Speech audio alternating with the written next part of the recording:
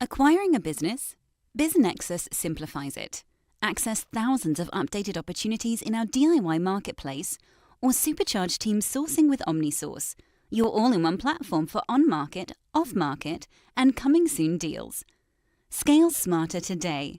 Learn more or book a demo at www.biznexus.com.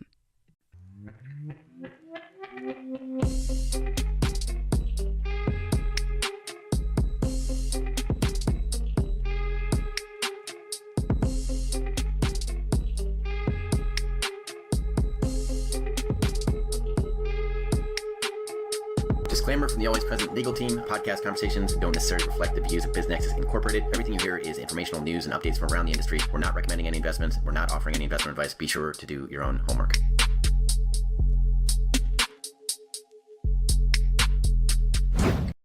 Hey everyone, welcome back. Today we're going to be taking a deep dive into the world of M&A, specifically the lower middle market in 2025. All right. And we're really lucky because we have this amazing report to guide us. It's called Market Moments That Matter. It's put out by the folks over at Intrepid Investment Bankers. Yeah, they always have great insights. And one of the things that really jumped out at me is that M&A for larger companies, they've kind of bounced back. Oh, yeah. Since, things have kind of settled down. Right. But the lower middle market, not so much. It's still lagging behind. But I don't know, maybe that's not a bad thing. What do you think? Well, actually, that's one of the most interesting takeaways from Intrepid's report. They suggest this lag could actually mean we're about to see a surge in the lower middle market. Like, there's this pent-up demand ready to be unleashed. Ooh, okay. So almost like a coiled spring. Exactly. Okay, so let's break this down a little bit. Sure. Intrepid has this chart in their report showing M&A volume, right? And they show it as a percentage of 2021 levels. Right.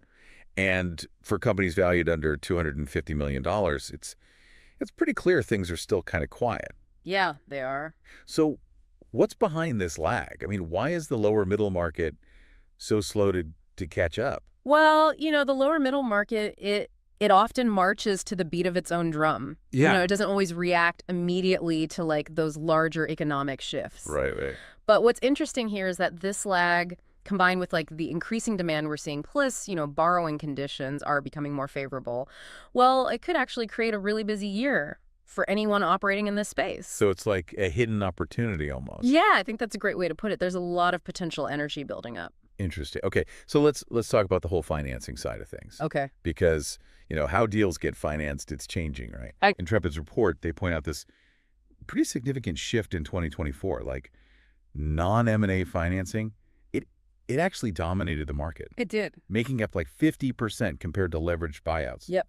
50%. I mean, that's a huge change. So what's driving this shift? Well, I think it really comes down to lenders having to get creative. Okay. With fewer LBO opportunities out there, they're turning to things like PIK interest. PIK interest. Remind me what that is again. Sure. So with PIK interest, borrowers can actually defer their interest payments. Oh, okay. And then there are things like equity kickers, which actually give lenders a share of future profits. Interesting. So, these are just a couple of examples, but they really show how financing is adapting to this new environment. Okay, so if I'm a business owner in this market, right, Sure. and I'm thinking about, raising capital, it sounds like I should be looking beyond those traditional loans. Yeah, I would say that's a really smart move. Exploring those alternative financing avenues, it could open up a lot of new possibilities and potentially better terms, too. It's not your father's LBO market anymore, is it? Not all. That's a great point. So speaking of lenders, there's this chart in Intrepid's report that I wanted to ask you about. Okay. It's on credit spread compression. Right. Can you just break that down for our listeners a bit? Yeah. Like, what does that actually mean and how does it impact them? Sure. So spread compression, it essentially tells you how competitive the lending landscape is. So, a compressed spread basically means that lenders they're competing fiercely for deals. Okay. Which is good news for borrowers, right? Yeah. Because it can mean lower interest rates and better terms. So more competition means better deals. Generally speaking, yes. But, and this is important, Intrepid also points out that lenders are becoming a lot more selective. Okay. Especially when it comes to complex deals. So having a strong business case, with solid financials, that's absolutely crucial. Okay, so lenders are being cautious, even though there's all this competition. So what should borrowers be focusing on make themselves look attractive? Well, lenders, they're really laser focused on stable cash flow and, ample liquidity. So demonstrating consistent financial performance, I mean, that's key to securing those favorable terms. So you got to have your financial ducks in a row, right? Exactly. Okay. Now, let's talk about the Fed. Yeah. It's the elephant in the room, right? Yeah. Intrepid's report, it mentions a shift in market expectations regarding the Fed's easing policy in Q4 2024. And it seems like they're taking a more gradual approach than a lot of people initially anticipated. Yeah, they are. So what does this mean for our listeners? Well, essentially, the Fed they're tapping the brakes a bit. Yeah. Their December forecast projected only 2 rate cuts in the next year. So while easing is definitely still on the table, it's happening a lot slower than some had hoped. So how does that slower pace of easing impact borrowing costs, especially in the lower middle market? Could it affect, those attractive terms we were just talking about? Yeah, it's definitely something to keep an eye on. While borrowing costs they're likely to decrease, it could be a slower decline than some borrowers were hoping for. Right. So, it's important to factor that in when you're planning your financing strategy. Okay, so managing expectations is key. Absolutely. Now let's move on to leverage. All right. Intrepid has this chart in their report. It's on total leverage specifically for non-unitranche deals in the lower middle market. And there's a clear trend there. There is. So what's the story? Well, the chart shows that leverage it's ticking upwards from its post-pandemic lows. Okay. And that's a positive sign, right? Yeah. It suggests that lenders they're becoming more comfortable with higher leverage levels. However, it's important to note that it's still below its pre-pandemic peak. Okay, so leverage is back, but with a bit of a touch of caution. Yeah, I think that's a good way to put it. Okay. It suggests that credit conditions are easing, but, lenders they're still proceeding cautiously, they're Right. carefully assessing risk, and they're really focused on those, strong fundamentals we talked about earlier. So lenders are being strategic. They're not just jumping back in. Exactly. Okay. So far we've uncovered some pretty intriguing trends. We've got this potential M&A surge in the lower middle market. Right. We've got the rise of these alternative financing options. We've got lenders who are competitive but also discerning. And we've got a Fed that's easing but doing it gradually. Yep. But before we move on, I want to just highlight a key takeaway for our listeners. Okay, sounds good. Given all these factors we've been talking about, 2025, it really has the potential to be a year of opportunity in the lower middle market. It does. But success is likely going to favor those who are prepared. Yeah. So if you're considering an acquisition, if you're thinking about raising capital, now is the time to really refine your strategy. Make sure your financials are in tip-top shape and craft a really compelling narrative for those potential lenders and investors. I couldn't agree more. Being proactive and informed, those are the keys. Well said. We'll be back in a moment to explore more insights from Intrepid's report and really unpack what it all means for you. Sounds good. Welcome back. So we were just talking about leverage and, how it's making a comeback, but cautiously. Right. But I'm curious how the current leverage environment, how does it actually compare to, what we saw before the pandemic? Well, that's where Intrepid's report gets really interesting. They have this chart showing total leverage specifically for those non-unitranche deals in the lower middle market.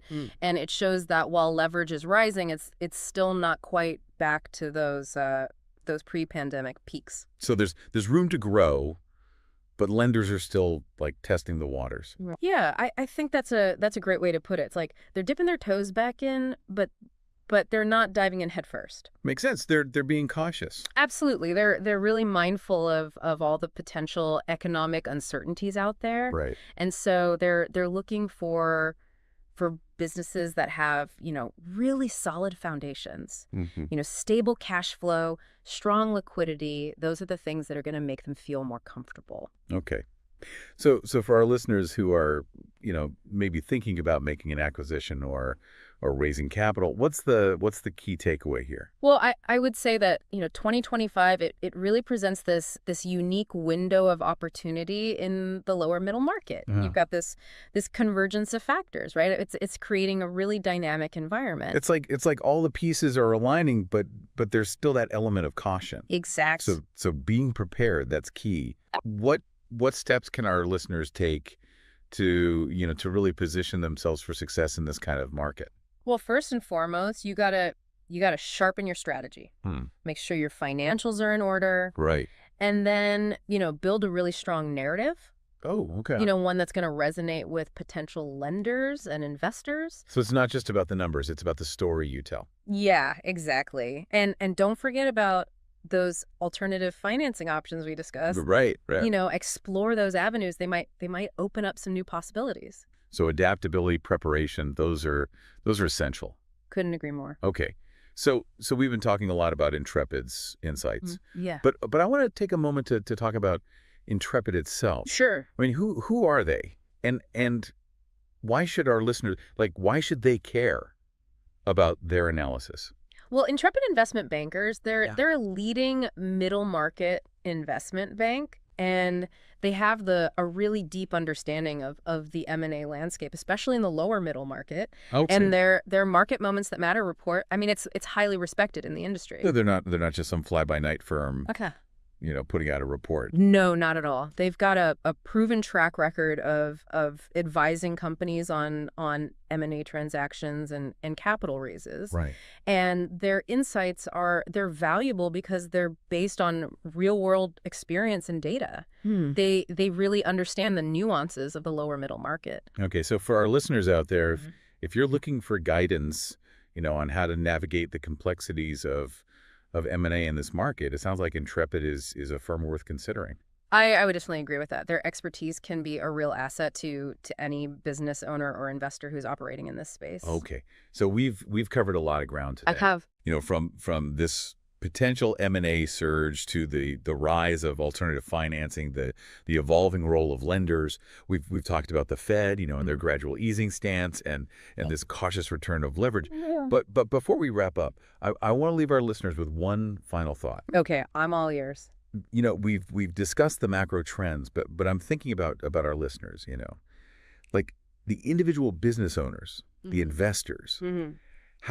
How can they take these insights and turn them into actionable steps, for their businesses? Yeah, that's the crucial question, right? It's all about connecting those dots between the broader market dynamics and your specific situations. So, right. So ask yourself, how can I leverage these trends to my advantage? Exactly. Are you positioned to capitalize on this potential M&A surge?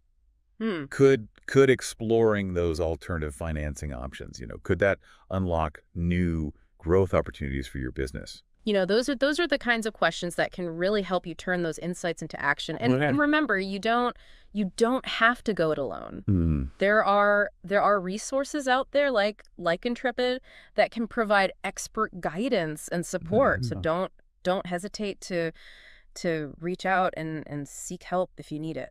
Yeah, sometimes having that experienced partner can make all the difference. Absolutely. Well, this has been a very insightful deep dive. It has. I feel like I've learned a lot, and I hope our listeners have too. It's been a pleasure exploring these topics with you and our listeners. Absolutely. And we'll be back in just a moment to answer some listener questions and share some additional resources. Sounds good. All right, and we're back for the final part of our deep dive into the lower middle market M&A outlook for 2025. Looking at all this stuff in Intrepid's report, it really highlights just how dynamic this market segment is becoming. It really does. Yeah. Yeah, there's a real sense of opportunity out there. Yeah, it feels like the perfect time to address some questions that our listeners might have, after absorbing all this information. So let's dive into the mailbag and see what people are asking. Sounds good to me. All right, so our first question comes from Sarah, a business owner in the manufacturing sector. And Sarah asks, with all this talk about alternative financing, what are some specific examples? And how do I know if they're right for me? That's a great question, Sarah. As we mentioned earlier, it's not just about those traditional leveraged buyouts anymore. Lenders they're getting creative, right? With options like PIK interest, which allows you to defer those interest payments, or equity kickers, where the lender actually gets a share of your company's future profits. Those are just a couple of examples. And whether they're right for you, it really depends on your individual circumstances and your risk tolerance. So it's about finding the right tool for the job. Exactly. It's crucial to carefully evaluate the terms and conditions of any financing arrangement, right? Make sure it aligns with your long-term goals. A good financial advisor can help you navigate those options and determine, what the best fit is for your business. Great advice. Our next question comes from John, an investor who's looking to enter the lower middle market. And John asks, given the competitive lending landscape, how can I make my investment opportunities stand out to lenders? That's a key question, John. Remember, lenders they're seeking stability. They want predictability, and they want a strong management team. Right. So to make your opportunity shine, you really need to highlight those aspects. Focus on demonstrating consistent cash flow, a healthy balance sheet, and a clear and well-defined growth strategy. And don't forget the power of a compelling narrative. Oh, absolutely. Investors and lenders, they're drawn to stories they can believe in. Yeah. Clearly articulate your vision, showcase your team's expertise, and demonstrate why your opportunity is worth their investment. All right, let's take one more question. This one comes from Maria, a CEO who's considering an acquisition.